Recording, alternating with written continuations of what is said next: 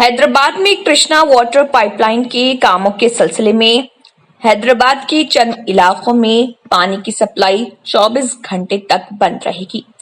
जिन इलाकों में पानी फराहमी को रोका गया है वो इलाके Mehdipatnam, Karwan, Langar House, Kakatiya Nagar, Humayun Nagar, Talagadda, Asif Nagar, MES, Shaikpet, OU Colony, Tolichowki, Mallepally, Vijay Nagar Colony, Bhojagutta, Ziaguda, Red Hills, Secretariat, Old MLA Quarters, Alanda, Himayat Nagar, Budwel, Hyderguda, Rajendra Nagar, Upperpally, Suleman Nagar, MM Pahadi, Attapur, Chintalmet, Kishanbagh, Manikunda, गंधनगुड़ा, Narsingi और किस्मतपुर शामिल हैं। हैदराबाद मेट्रोपॉलिटन वाटर सप्लाई ने अवाम को मशवरा दिया है कि वो 2 दिन का पानी स्टोर करके रख लें ताकि उन्हें मुश्किलात पेश ना आए।